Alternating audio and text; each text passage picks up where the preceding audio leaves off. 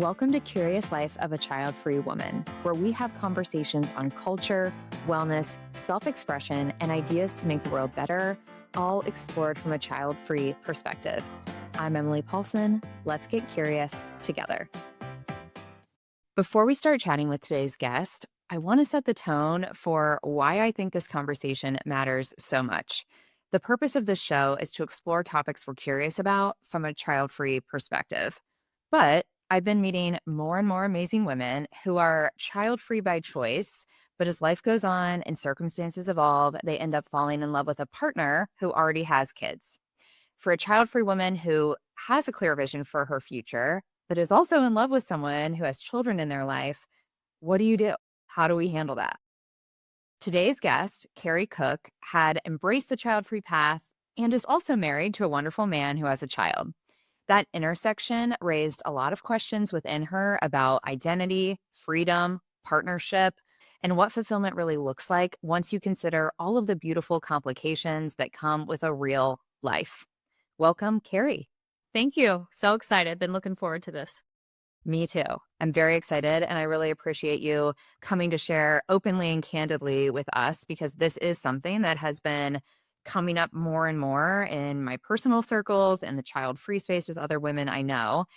And there's so much to discuss. So I want to start from the beginning. I have described you as somebody who enjoys the child-free by choice lifestyle and is also a stepmom. So before we get into the stepmom piece of this, how did you come to identify as being child-free? Yeah. Well, first of all, thanks for having me. Genuinely, I'm so happy that this topic is out there.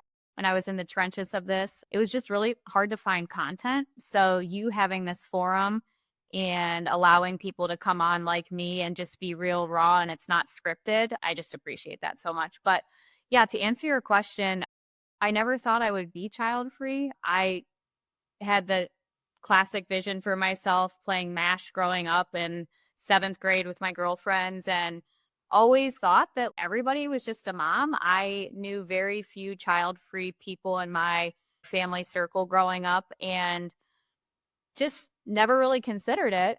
And then as life grew on and I moved, relocated to Raleigh, North Carolina, and essentially started over as a mid-20s adult. I just went hard into my career and my social circle and all the things in life that had nothing to do with kids.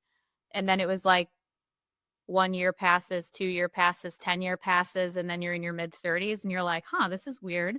Still not coming up type thing. And I don't know if you can relate, but I just felt like there was just this constant moving target that I weirdly never wanted to achieve. And I'm type A plus person, or as my family says, I run hot. And so it was confusing to me that it was like not something I was totally gung ho seeking. And then it was vividly remember probably 2 summers ago where it was just an epiphany moment. And I was like, what if the answer is just no? And had that conversation with my now husband and was so embraced by his response and his relaxed attitude about it that I was like, I think this is okay. And I stopped justifying in my head why this was okay. And I just became proud of it. So, yeah, I mean, I think it's just all part of life experiences. You just don't know who you're going to end up with and how old you're going to be and when. So, mine was blended with infertility slash hoping that it never happened as well. So I don't know if God was looking out for me or what, but it just ended up the way it was supposed to be, I think. You and I have so much in common. Thank you for sharing that journey. I think it's relatable to a lot of people because we do grow up with so few examples of people who are child-free by choice or living a happy, fulfilled life and not having kids. You and I, we didn't meet in college. We met and connected through this show, but we went to the same college in Ohio, which is really funny.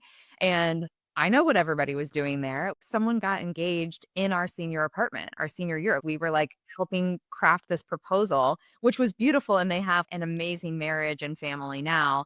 But to think about where I was mentally and emotionally that same year, the thought of committing to a forever partner would have been a disaster for me. But it was happening all around us, right? This idea that, of course, eventually you're going to want to be a mom, that was just so inevitable. So I just think that journey is so normal, but so under discussed. So I get it. And I think it's weird when you like kids and then literally it's like there's a battery missing or something. I can't even describe it. I never felt like my life was more than overflowing full. And so I was like, why would I take anything in my life and sacrifice it for something that I actually don't even feel like I'm missing? I mean, it came down to Emily, like, could I miss a morning without taking pre-workout? And the answer was no. I mean, that is how micro my decision making became because I was like, would I sacrifice giving up a walk with all my dogs? Also, no. And I'm like, this is wild. When is the thing going to come in where I'm going to be like, yes, full throttle, this is happening? And it just never came. These are the conversations it feels like are only safe to have with other child-free people, because I've had friends who were making the decision and they felt very far leaning to not have kids, but you feel like you have to double check, double check, double check with yourself to be like, we're sure, right? We're not going to regret it later. And we were having discussions and they were like, yeah, like we love sleeping in together on a Saturday morning and then slowly waking up and having coffee and taking out the dog and then looking at each other and deciding, are we going to go out today? Are we going to nap today? Are we going to work on the house today? And can we give that lifestyle up? And you don't have to, right? Here, we know that that's great. I love that you know that about yourself, that that's a point of joy for you. And we don't have to compare that to anybody else's Saturday. If that's what you want to do, if you want to take your dogs for a walk and have pre-workout and go to the gym, beautiful, then you should, right? That's the path you chose. One of the funny things is, so we travel a lot, and it's, of course, one of the things that we love to do, right? But I traveled prior to meeting my husband, and I had this weird thing where every time I would land on a plane coming home, my literal first reaction was, I cannot wait to go home to a house full of dogs and no kids. And it was just the most fulfilling internal peace that I was so pumped to get home, to not have to take care of anybody else but my immediate family, at the time boyfriend and now husband. So good. I get it and I love it. Okay, so understanding that we're on the same page, right, with being child free, and also you are a stepmom.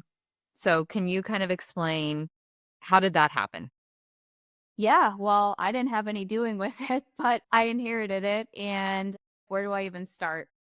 So, my spouse and I met later in life, mid 30s. He was late 30s. And by natural life, right, you're likely going to meet somebody with dynamics. And this was an interesting dynamic because it was essentially a very, very short term stitch with the person that is now my stepson's mom. And I remember texting my husband and being like, wow, I literally had no idea. Girlfriend, kid, because we were like loose business partner acquaintances, networking type things. We were long distance at this point. I belonged to a gym where weirdly he had went to college with the owner, and all these random degrees of separation, but togetherness. And I was like, I had no idea. And he was like, me neither. And I was like, tell me more. And that was the start of it.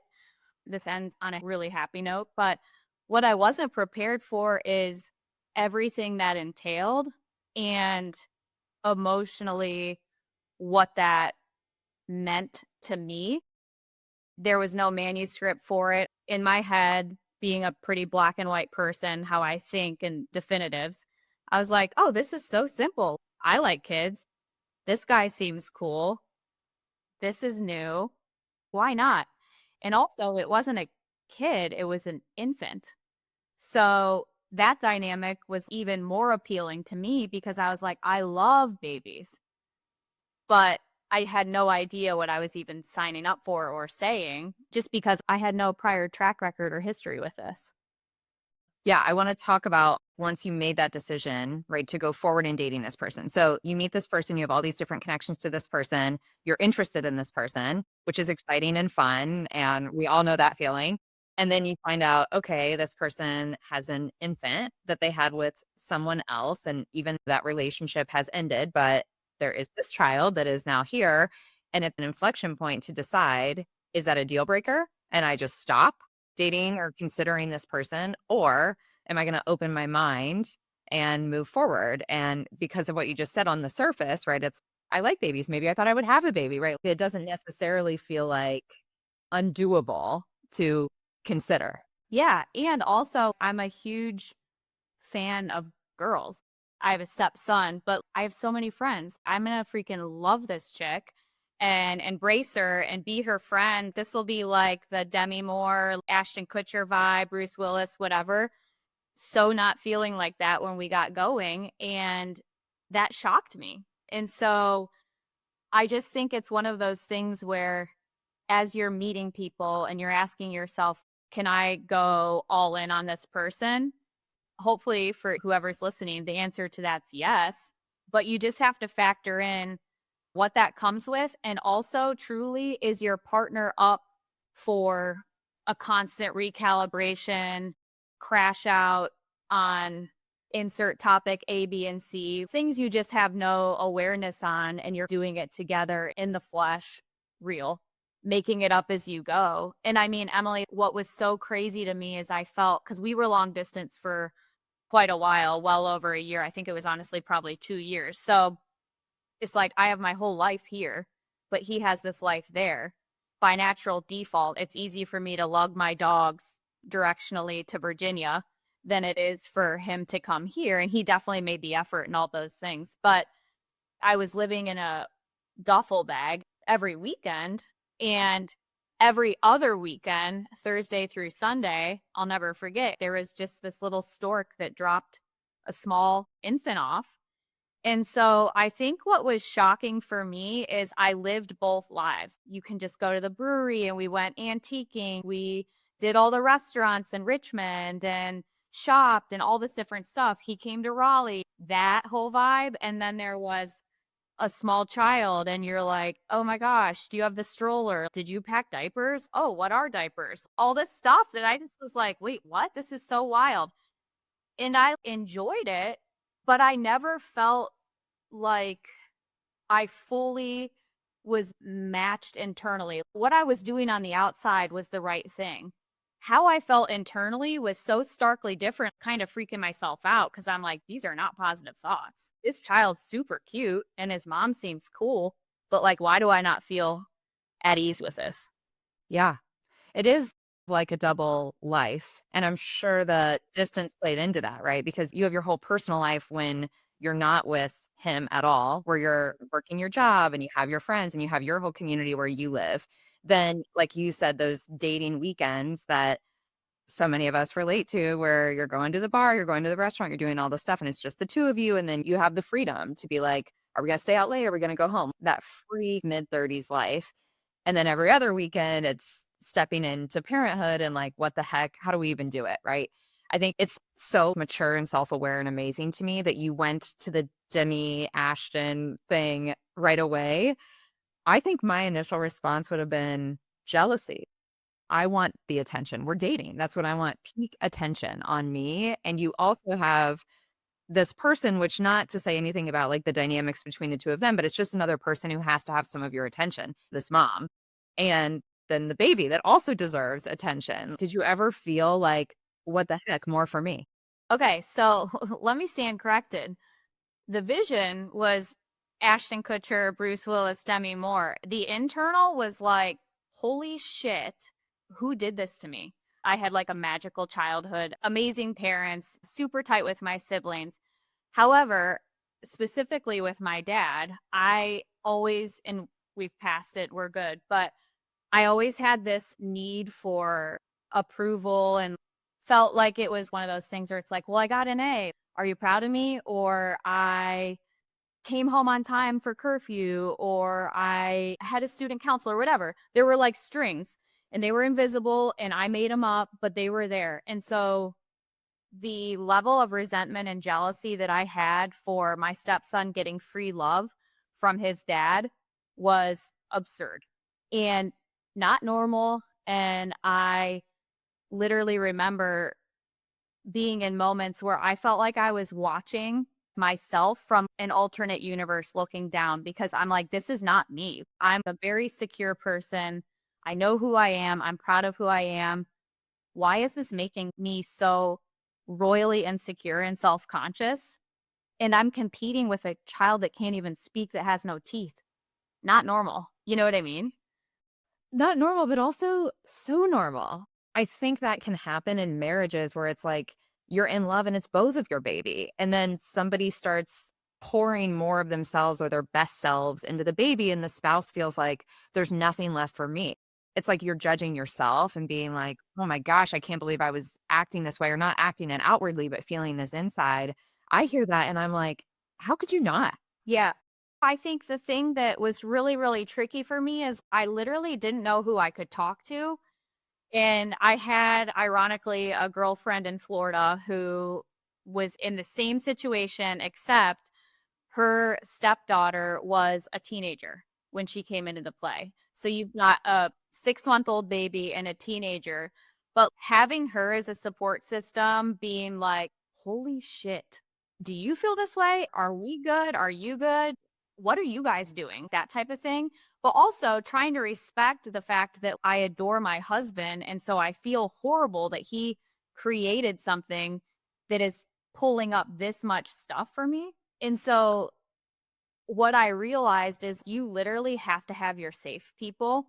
And for bad or for good, mine were almost all out of state, literally from Colorado, which that is a family member to my husband. And so that was hugely helpful, but mine's out of state too. So the immediate family that was in my backyard, with the exception of my husband's stepsister, nobody cared.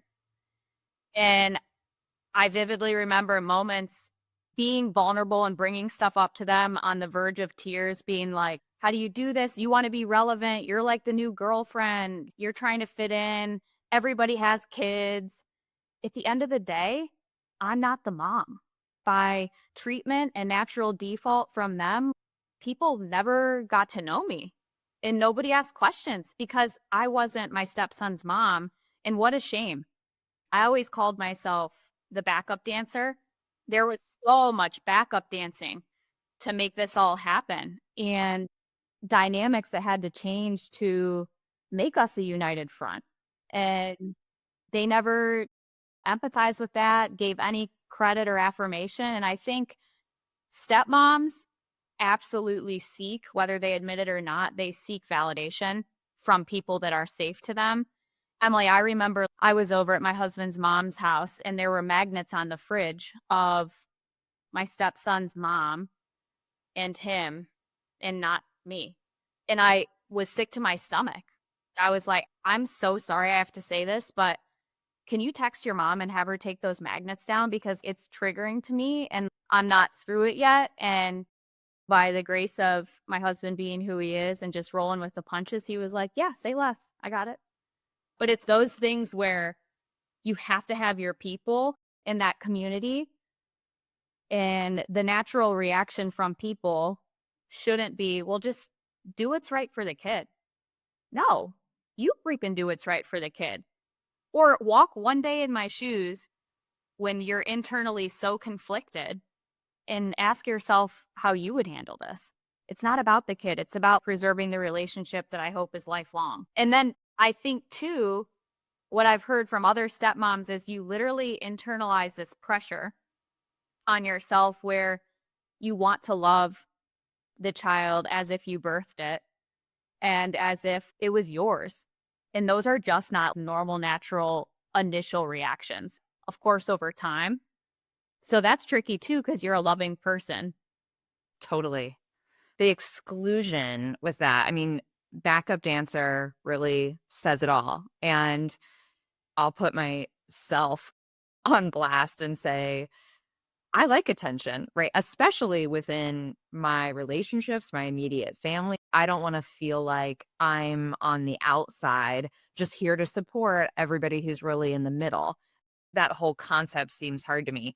we know that motherhood is celebrated, kids are celebrated, just what you described there, put the kid first. And it's not that any of us are against that as child-free people too. Of course, children have needs. Children deserve to have those needs met.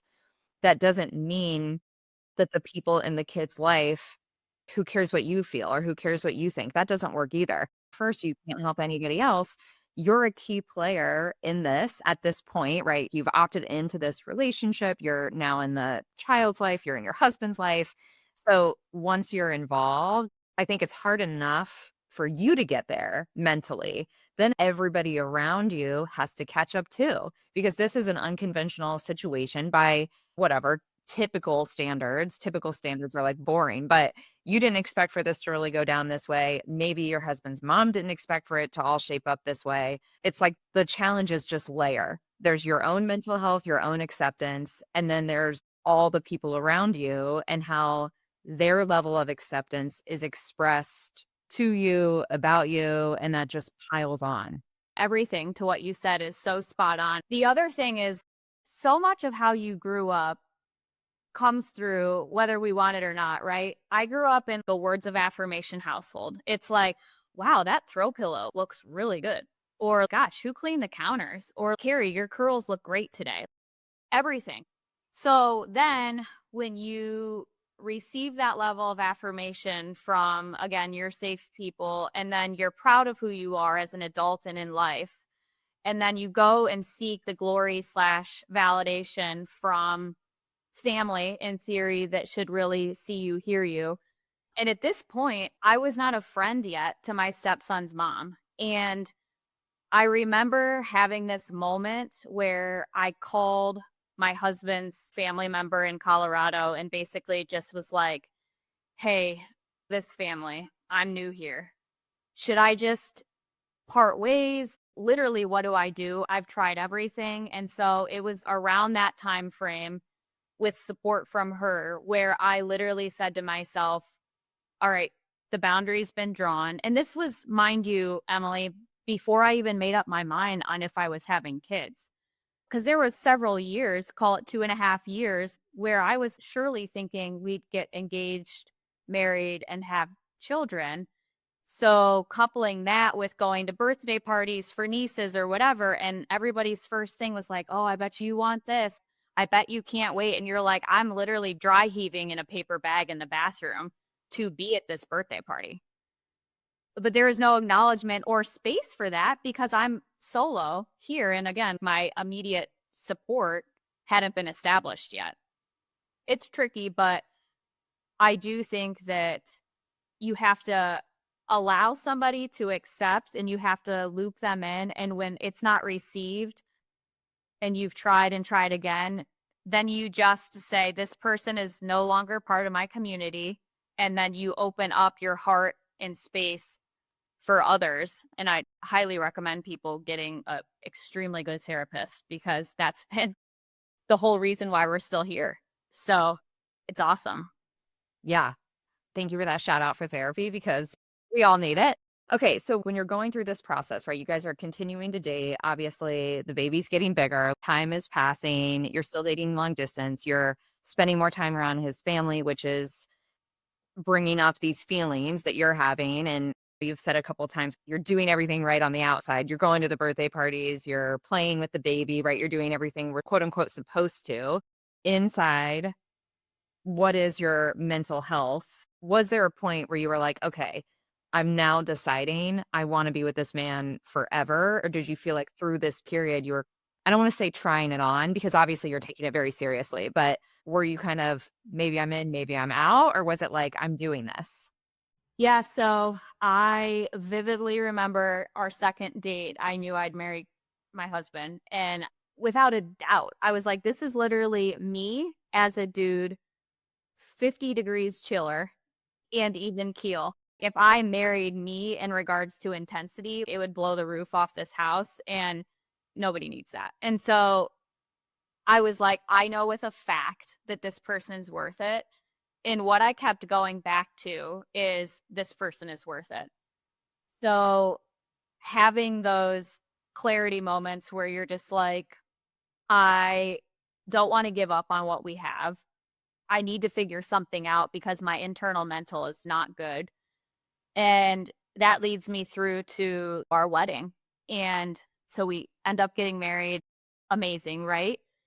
We never got one wedding picture developed because I literally don't know who the person in the pictures is, and it's me. I don't recognize her because I remember vividly where I was at that point. And I remember on my wedding day getting a text about when my stepson's nap should be, and not from my husband. But I just remember like going AWOL in my head because I was like, my entire trajectory of life is going to be adjusted based on insert child, innocent baby, 2.5 years old or whatever. Could we just have a moment, please? Just one, where there's not one thing that's impacting it. And it was when we got our wedding pictures back and not recognizing myself at all, saying, literally, I have to change. Now I'm married. I need to embrace his mom. And everything changed then because even though we were doing life as a trio, she, my husband, and myself, almost no conversation besides what's on our three-way group chat happened because that was a ground rule for me. I was like, this was a very quick relationship. I don't have the history with you guys, nor do I care. But like, I want to be included. If I'm going to be at the ground level, I want to be part of the decision-making team. And so it became a lot less of a trio where I'm just inserting myself so that I have a place here. And it evolved into, this is a real human being, and I'm a huge fangirl of women. And so how can we make this work? I asked for permission from my husband on starting to text her on the side and reach out individually one-on-one just to see. I didn't know how I was going to be received. And as you know, Emily, with friends and stuff, you hear horror stories about the baby mama, but that's not what I mean here, but the children's mom. And I have no clue who's on the other side of this, short of drop-offs and interactions. And that has been the biggest plot twist is, wow, this is actually a genuine, authentic friendship and human. Seriously, thank God, because there's so many dynamics and so many things that need to adjust for our day-to-day life of navigating us being in a different state, having extremely involved careers, lifestyle, now 6-year-old son. It's so nice because as she and I started changing, I started seeing him in a different light as part of the pack versus somebody that just rocked my actual world. You and I have talked before we hit record, and we've talked before, and you describe her, meaning your stepson's mom. So Biological mom, yeah. biological mom.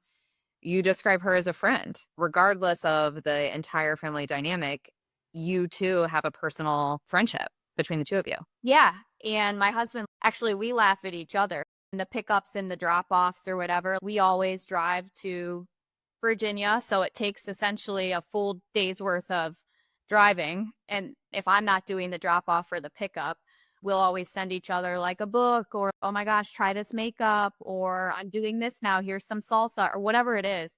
And it's funny because it's like you're pen pals, but you're also literally raising a child together. And you have to find the glory in that because otherwise you're like, this is batshit crazy. Can't believe I'm doing this type deal. One other thing to add, it's you have that final moment where you're like, okay, I'm actually not wanting to do this for real. And it's that where you're like, okay, now I'm just a stepmom. I'm never going to be Carrie, the biological mom.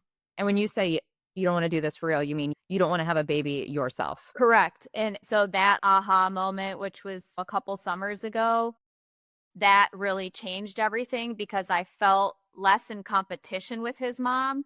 We're equal. We're good. I don't want what she has.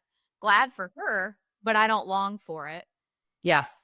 And I walk into rooms with people with kids or whatever, and I'm never jealous. I'm happy for them, but I'm never like, gosh, that seems so zen and chill and all the things. The kids are cute and the parents seemingly are happy, but I'm never gutted by looking around the room. Yes. To me, that is if we drill everything down, all the questions we get, all the questions we ask ourselves about choosing the child-free path. I feel like what you just said, you walk into a room, you're around parents, amazing children, and there's no I shouldn't say no because again, it's a spectrum, right? But for me, I never feel like I wish, not for a moment. Not for the percentage. Right. And let alone majority percent, which is what it should be. Even if there's a glimmer in there, right? It takes so much more than a glimmer to be a full-time parent for the rest of your life. One of my friends, her name is Emily Williams. This is like totally off topic, but I swear it relates. She does all this amazing life coaching work and working with women on unlocking their desires. And I've heard her speak before and we've become friends. And she has this whole section on jealousy and how it's such an underrated emotion. And if you're in the world of energy and woo, jealousy is a low vibration feeling. So we don't want to spend our lives jealous or focused on our jealousy, but it can be such a compass to point toward things that we want or things that we don't want. And I also love the quote that jealousy is unfulfilled potential because that makes me feel like, why am I jealous of this? Because somewhere in me, I believe I can have it and I want it and I'm impatient. Why don't I have that yet? And then when you think about all the things you're not jealous of, they're just not for you. It's not that they're negative or that we have to look at them with any bad cast. It's just you can see it, you can appreciate it and respect it, and also realize it's just not part of your path. So I just think to me, your openness and your ability to get curious about this woman, as an individual, as a human, independent of her role in this, because you two did not choose each other, right? You both come into this situation. That is something I respect and appreciate so much in you. And it's just a trait I think the world needs more of. Thank you. I mean, I take that all the way in. Not everybody's stepkids' mom is equal. That's for sure. And so you might try this route and it might absolutely have major back blow and you're like, wow, okay, noted, didn't work. But the one thing that I can say is you also can't live on an internal nervous system that is just on fire with the situation. So, like, something has to give, whether it be therapy, community, leaning in, getting rejected, leaning in again, getting rejected, leaning in again. And you have to do literally something because the nervous energy when you're not a nervous person is going to make you sick. So, I think it's just adjusting who your people are, where your safe space is, what people are curious. And one thing I would consider challenging people with is ask questions. If there had been people in the trenches of the U-turn driving to Richmond, Virginia and being like, I seriously can't do this and doing a U-turn in the highway and driving back home. If there had been more immediate support of people asking questions and being curious for me, I think I would have gotten there a little bit faster. But I was so ashamed internally with how I felt that I didn't openly share widespread these thoughts because I didn't have a child-free community at that point.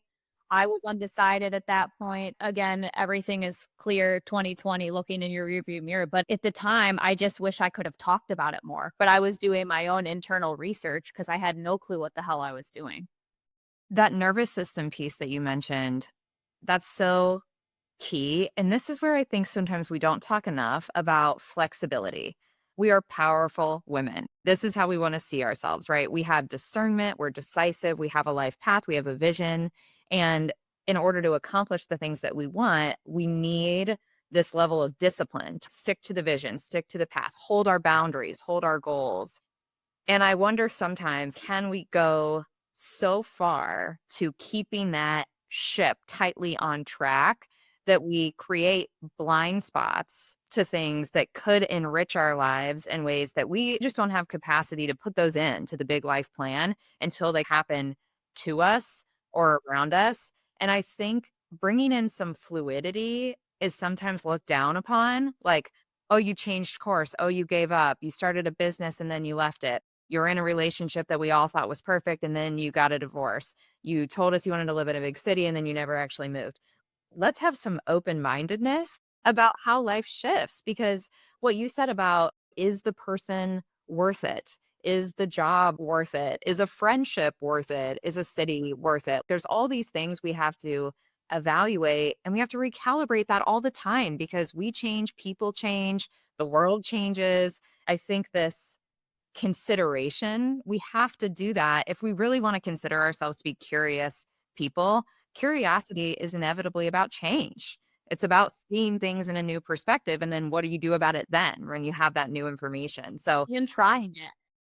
I remember moments because I would say things have been very crystal clear from coming out tour of we're not having kids and explaining that to close friends and family, to opening myself up to what would it be like if I had a group of women around me that were similar to me, to leaning into my stepson and just being like, I actually am feeling good things now. And at first, the only time I felt in unison with him is when we were one on one.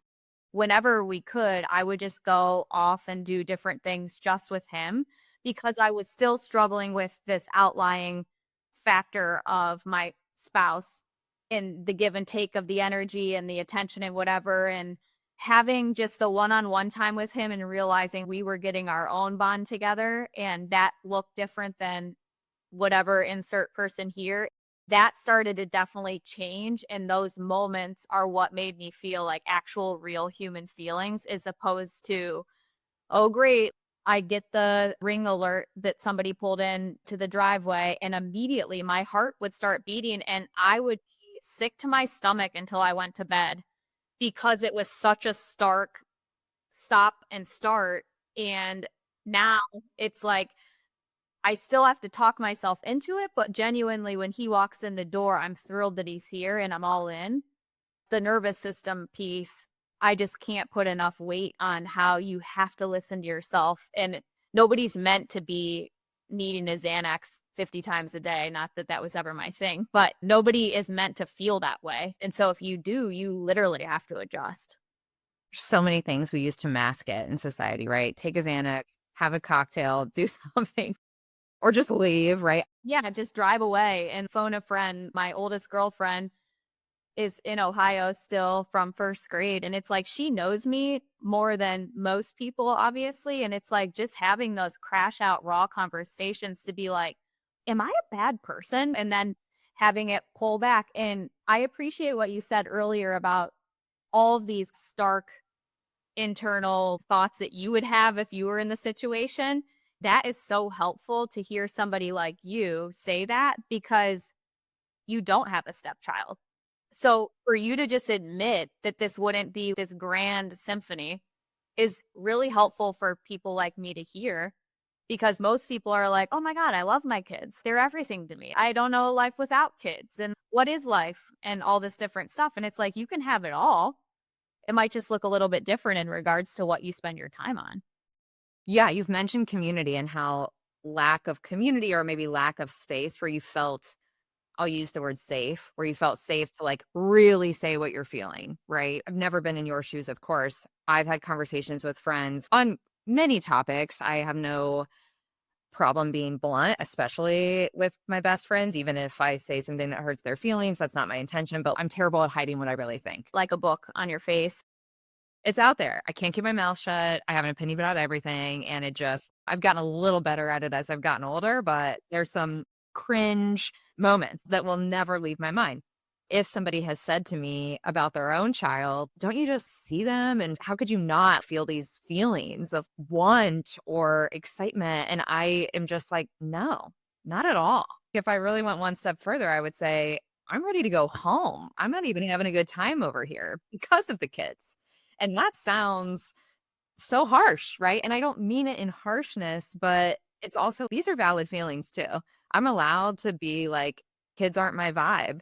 And we spend so much time still in the child-free community defending, I love kids. I like babies. I'm happy for you. It's like we have to have that caveat.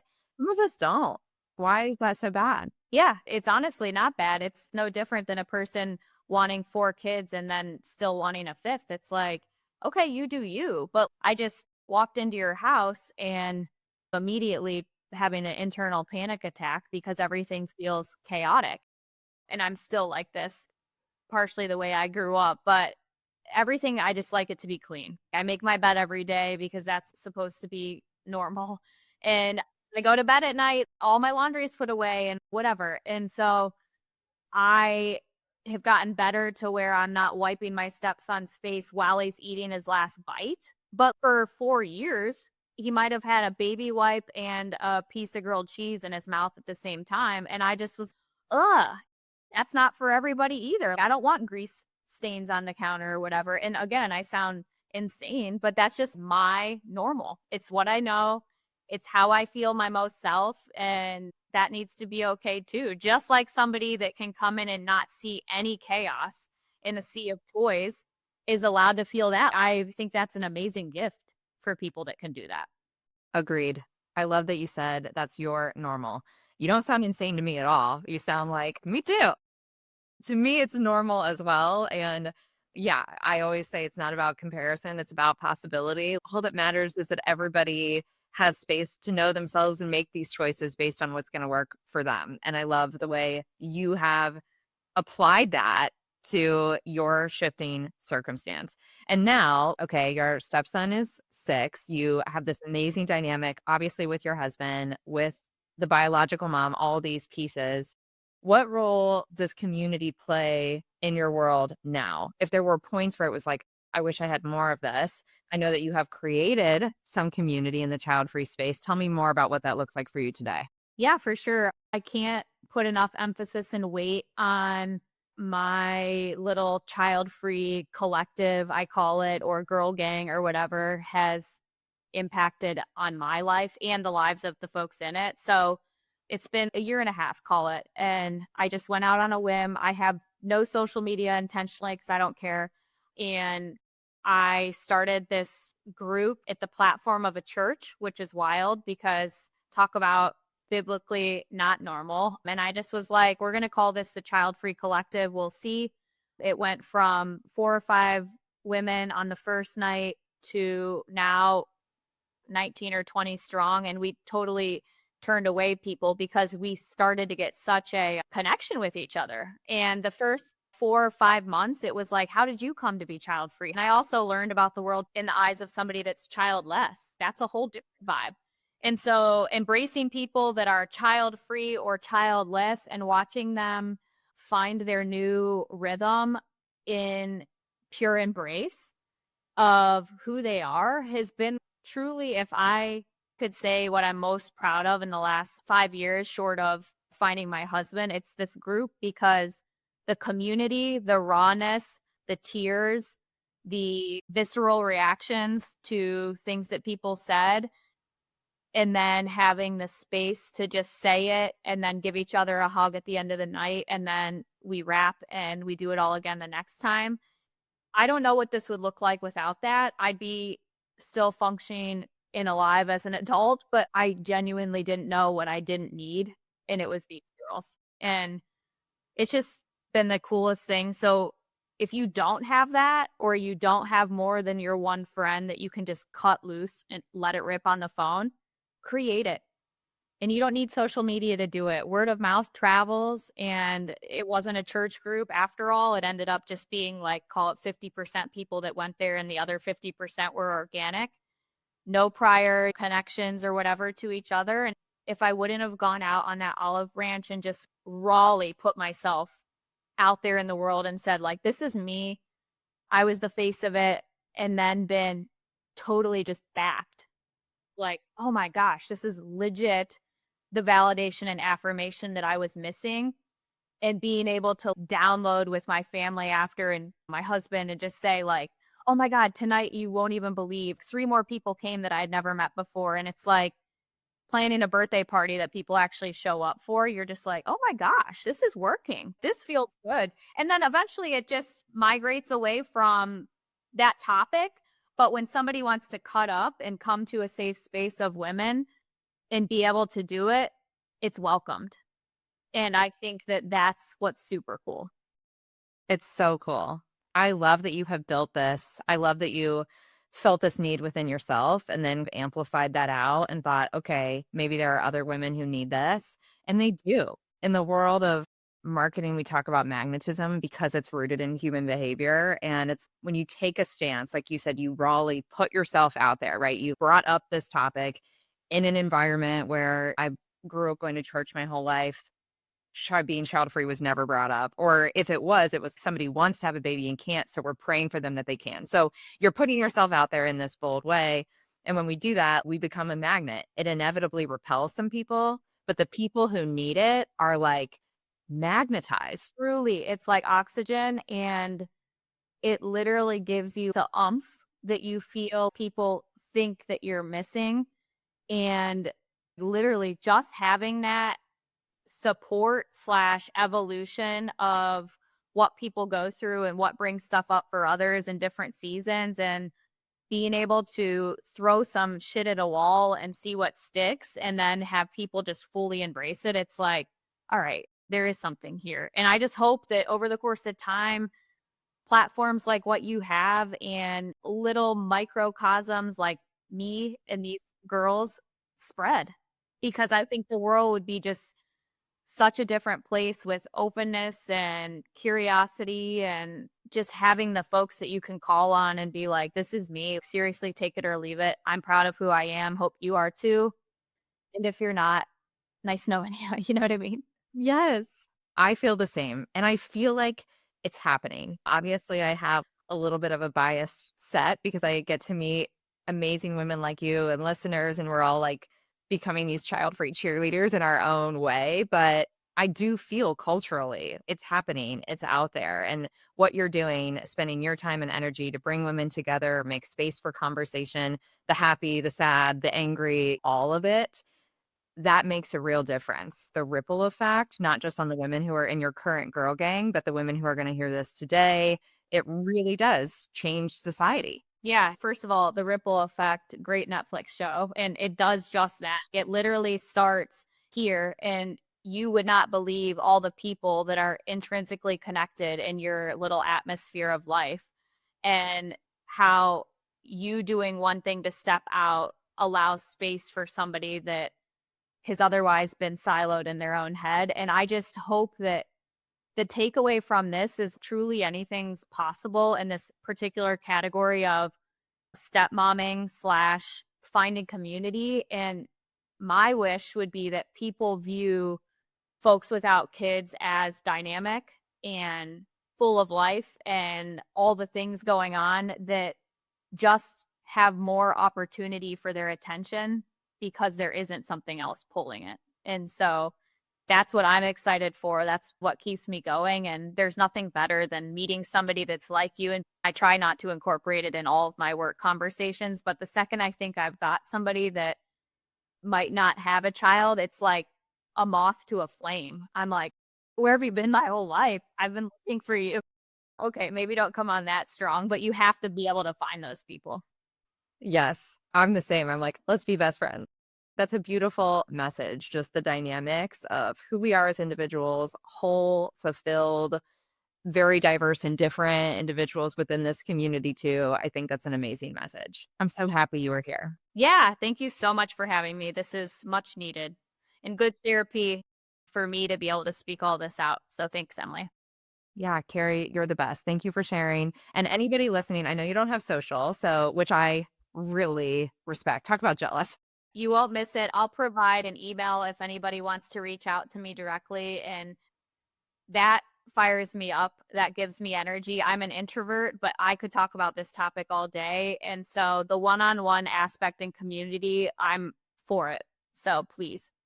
Beautiful. We'll make sure that your email is in the show notes. So if anyone wants to talk on this topic, or if you're in Raleigh, North Carolina, and you want to join her Childfree Collective girl gang, we'll make sure that you have access to do that too. That's awesome. Thank you. Thank you so much, Carrie. If this conversation resonated with you, follow the show and leave a review so more cool child-free people can find us. I love meeting listeners, so also find me on Instagram at Curious Life of a Child-Free Woman, and let's keep the conversation going. It's not about comparison, it's about possibility.